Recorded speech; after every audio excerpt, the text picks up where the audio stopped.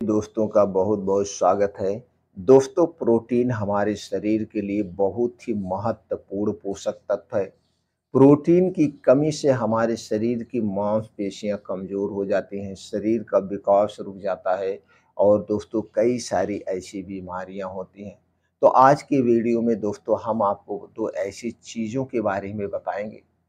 अगर आप इन दोनों चीज़ों को पूरे ठंडी के सीजन यानी 4 महीने आप खाते हैं, तो दोस्तों आपका शरीर स्वस्थ और निरोग होगा, प्रोटीन की पूर्ति होगी। इसके साथ-साथ अगर आप मांसाहारी हैं, तो दोस्तों ये मांसाहारी से के लिए शाकाहारी हैं, सॉरी, अगर आप शाकाहारी हैं, मांस नहीं खाते हैं, तो दोस्तों यह जो 2 चीज़ें हैं बहुत ही महत्वपूर्ण है। दोस्तों इन दोनों चीज़ों में अंडों से भी ज़्यादा प्रोटीन पाया जाता है। कैसे पाया जाता है, तुलना भी करके बताएँगे और ये भी बताएँगे एक दिन में हमें कितना प्रोटीन चाहिए। स्त्री को एक दिन में कितना प्रोटीन चाहिए, पुरुषों को एक दिन में कितना प्रोटीन चाहिए और इन दोनों चीज़ों को कैसे खाना है। तो चलिए सबसे पहले जान लेते हैं एक दिन में हमें कितनी प्रोटीन की ज़रूरत होती है। दोस्तों सबसे पहले तो हमें जान लेते हैं सामान्य स्त्रियों के लिए। सामान्य स्त्रियों के लिए 46 ग्राम यानी 46 ग्राम प्रोटीन प्रतिदिन चाहिए। गर्भवती महिलाओं के लिए 70 ग्राम प्रोटीन प्रतिदिन चाहिए और स्तनपान कराने वाली औरतों को दोस्तों 75 यानी 75 ग्राम प्रोटीन प्रतिदिन चाहिए। इतनी तो स्त्रियों को चाहिए, यानी 3 स्थिति होती है। पहले नॉर्मल तौर पे जैसे हम हैं, इसमें 46 ग्राम, गर्भावस्था में दोस्तों 70 ग्राम और स्तनपान कराते समय 75 ग्राम प्रोटीन प्रतिदिन चाहिए। अब इतना आपको मैनेज करना है किसी भी तरफ से। अगर इतनी प्रोटीन डेली आप ले रहे हैं तो स्वस्थ और निरोग हैं। उसके बाद जानते हैं सामान्य पुरुषों में, जैसे दोस्तों नॉर्मल पुरुष जो है, नॉर्मल काम कर रहे हैं, घर जा रहे हैं, ऑफिस आ जा रहे हैं, ऐसे नॉर्मल स्थिति में हमें 55 ग्राम यानी 55 ग्राम प्रोटीन प्रतिदिन चाहिए। अगर हम एथलीट हैं यानी दौड़ लगाते हैं, रनिंग का काम करते हैं, तो दोस्तों हमें चाहिए 50 ग्राम से 100 ग्राम प्रोटीन प्रतिदिन चाहिए। जिस हिसाब से आप एथलीट हैं, जिस हिसाब से आप वर्कआउट कर रहे हैं, उस हिसाब से चाहिए, आपको इतना चाहिए। उसके बाद दोस्तों वृद्ध पुरुषों को, जैसे जब हम 60 साल के बाद होते हैं, वृद्धावस्था में जाते हैं, उस समय हमें 60 ग्राम प्रोटीन प्रतिदिन चाहिए। वृद्धावस्था में 60 ग्राम प्रोटीन आपको प्रतिदिन चाहिए स्वस्थ और निरोग रहने के लिए, जिससे आपके शरीर के सारे अंग सुरक्षित रहते हैं। तो दोस्तों ये तो हो गई प्रोटीन की बात। अब हम बात करते हैं कि एक अंडे में कितना ग्राम प्रोटीन पाया जाता है। दोस्तों कई रिसर्च में कई थोड़ा-सा इधर-उधर 1-2 पॉइंट हो जाता है। एक सामान्य अगर अंडे की बात करें, जो देसी अंडा होता है, एक अंडे में दोस्तों 5 से 6 ग्राम प्रोटीन पाया जाता है। एक अंडे में 5 से 6 ग्राम प्रोटीन पाया जाता है। अगर आप कितना अंडा खाएँगे तो कुछ अंडे से हो गया और बाकी हम जो सब्जियाँ खाते हैं, ताज़े फल खाते हैं, ये अनाज खाते हैं, इन सब में भी प्रोटीन पाया जाता है। इन सब में प्रोटीन पाया जाता है। अगर आप अंडा खा रहे हैं तो ज़्यादा से ज़्यादा एक दिन में हमें 1 से 2 अंडे खाना चाहिए। अब 1 से 2 अंडे आप खाएँगे तो दोस्तों 10 से 12 ग्राम आपको प्रोटीन मिलेगा। 1 से 2 अंडे अगर आप खाने जा रहे हैं दोस्तों, ₹20 लगता है।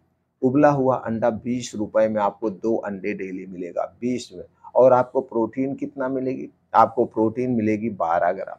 चलिए अब हम उसी तरह जानते हैं उन 2 चीज़ों के बारे में जो हम बात कर रहे हैं, जो दोस्तों हमारे लिए बड़ा सेफ है। उसमें तो प्रोटीन इससे 2 अंडे से ज़्यादा पाया जाएगा। उसके साथ-साथ उसमें विटामिन्स पाए जाएँगे, विटामिन ई भरपूर मात्रा में पाया जाता है। वो दे 2 चीज़ें हैं दोस्तों, पहली है मूँग। मूँग में दोस्तों 100 ग्राम में 24 ग्राम प्रोटीन पाया जाता है। अगर हम 100 ग्राम मूँग की कीमत की बात करें, तो दोस्तों ₹100 से ₹120 किलो मूँग है। यानी 100 ग्राम का कितना हो गया, आप खुद जोड़ लीजिए। सस्ता हुआ कि नहीं हुआ? सस्ता पड़ा। और 100 ग्राम दोस्तों हमें चना, 100 ग्राम चने में दोस्तों कितना पाया जाता है? 22 से 24 ग्राम प्रोटीन। यानी 100 ग्राम मूँग में 24 ग्राम प्रोटीन और 100 ग्राम चने में दोस्तों 22 से 24 ग्राम प्रोटीन पाया जाता है। चना भी दोस्तों, मूँग और चना लगभग-लगभग एक रेट है। चना आपको 10-20 रुपए किलो सस्ता मिलता है। इस समय चना भी थोड़ा-सा महँगा हो गया। इस समय दोस्तों चना भी दोस्तों महँगा हो गया। 100 ग्राम की कीमत कितना हो गई? 100 ग्राम कीमत की अगर हम 100 रुपए किलो की बात करें तो 10 रुपए हो गया। 10 रुपए की मूँग, 10 रुपए का आपका चना 20 रुपए हो गया। लेकिन 200 ग्राम नहीं खाना है, 200 ग्राम आप पचा नहीं पाएँगे। दोनों मिलाकर के 100 ग्राम खाना है। दोनों मिलाकर के अगर आप 100 ग्राम खाएँगे तो 10 रुपए की लागत में आपको कितना मिलेगा? 24 ग्राम प्रोटीन मिलेगा।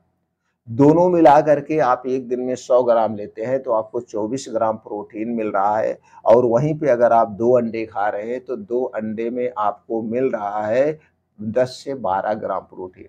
यानी कि आपको 10 रुपए में 24 ग्राम प्रोटीन मिल रहा और ये और सेफ है आपके लिए।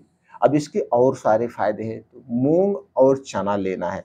तो मूँग और चना को कैसे खाना है, इसके क्या-क्या फ़ायदे हैं, ये सारी जानकारी आज हम शेयर करेंगे।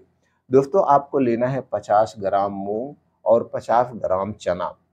इसे रात में दोस्तों आप धुल करके अच्छे से भिगो दीजिए और सुबह इसका पानी छान करके इसे 2 दिन के लिए कपड़े में लपेट के रख दीजिए।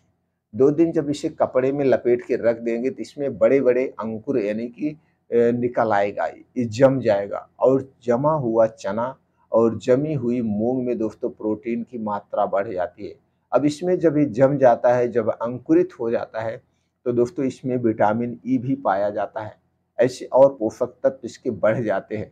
तो जमा करके आपको चना और मूँग खाना है। ये दोस्तों आपको 24 ग्राम प्रोटीन इधर से मैनेज हो गया और 24 ग्राम प्रोटीन आपको खाने से मिल जाएगा, सब्जियों से मिल जाएगा, अनाज, फलों से मिल जाएगा। आपको डेली जो नीड है, ज़रूरत है, वो प्रोटीन की पूर्ति हो जाएगी, लेकिन जमा करके खाना। बस खाते समय एक सावधानी बरतना है। दोस्तों ये जो ठंडी का 4 महीना होता है, इसमें हमारा पाचन तंत्र बहुत ही स्ट्रांग होता है। जो कुछ भी हम खाते-पीते हैं वो आराम से डाइजेस्ट हो जाता है।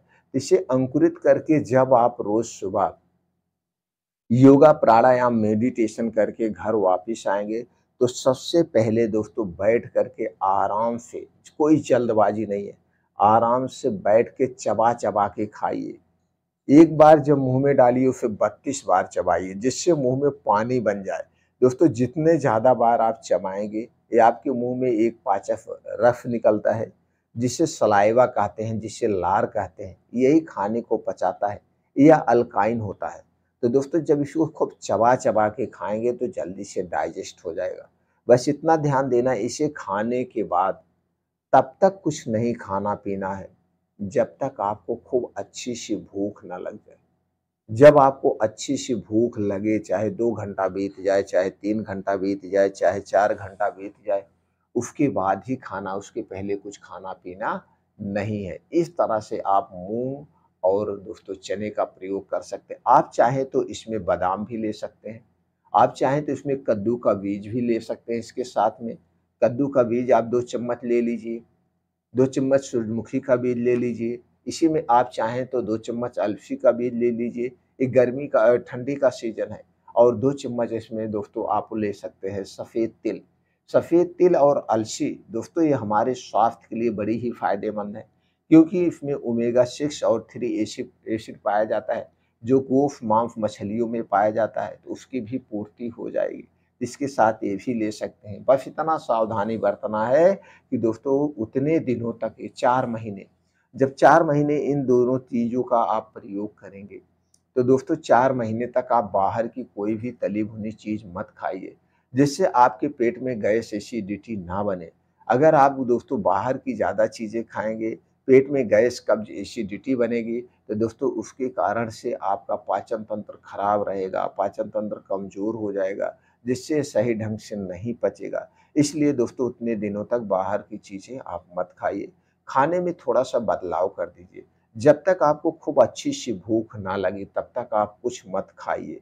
कुछ लोग कहते हैं 3-3 4-4 घंटे पे खाते रहिए, ऐसा गलत है।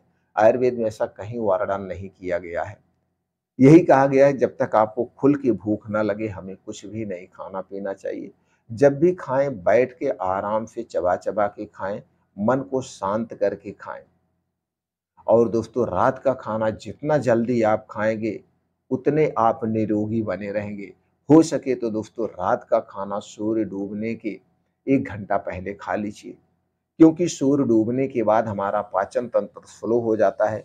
तो सूर्य डूबने के बाद जब हम खाना खाते हैं वो बहुत देर में पचता है और जितने देर तक हमारे पेट में रहता है फिर वो सड़न बनने लगता है, गैस, एसिडिटी बनती है। इसलिए जल्दी खाइए, जल्दी जागिए, योगा करिए, प्राणायाम करिए, मेडिटेशन करिए, पूरी ज़िंदगी स्वस्थ और निरोग रहिए दोस्तों। स्वस्थ रहने का यही सबसे बड़ा मूल मंत्र है। इससे बड़ा कोई मूल मंत्र, कोई दवा नहीं है।